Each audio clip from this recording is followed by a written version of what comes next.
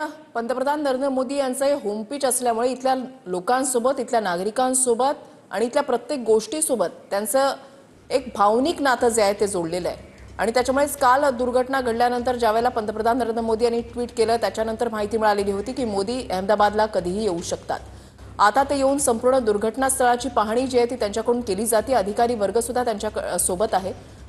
हा अपघात नेमका कसा घडला, का घडला याच्या मागची तांत्रिक कारणं तर शोधली जातील, मात्र सध्या प्रायोरिटी दिली जाते ती म्हणजे मृतदेहांचे डीएनए करून आणि नातेवाईकांचे डीएनए करून मृतदेह जे आहे ते त्यांच्या नातेवाईकांच्या ताब्यात देणं, सध्या या गोष्टीला जास्त प्रायोरिटी दिली जाते.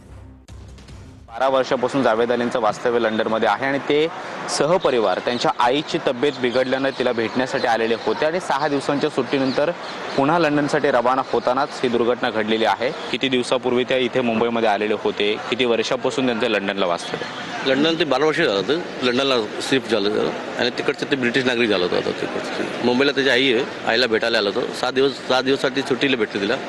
तो आणि त्याची फॅमिली बरोबर ते मुंबईला आले. जावेद अली यांच्यासोबत आणखी कोण कोण होतं? बायको होती आणि त्याची मुलगी होती 1 4 वर्षाची आणि 8 वर्षाचा मुलगा होता. तिथे एकूण 4 जण प्रवास करत होते. जवळपास 12 वर्षापासून ते तिकडे राहतात आणि त्यांची पत्नी सुद्धा ब्रिटिश नॅशनल आहे. नॅशनल आहे तो. ते सगळं ब्रिटिश झालं होतं. ते तिकडचं हे झालं होतं. तुमचं इथल्या यंत्रणांशी बोलणं झाल्यानंतर तुम्हाला तशी काही माहिती देण्यात आलेली आहे का? त्यांच्या मृत्यूचं काही कन्फर्मेशन देण्यात आलेलं आहे का?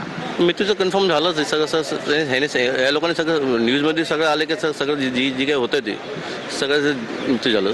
तर एक माणसं जे वाचलं त्याच्या म्हणजे. कॅमेरामन योगेश गुरुसोबत मी कृष्णा सोनारवाडकर, TV9 मराठी, गुजरात.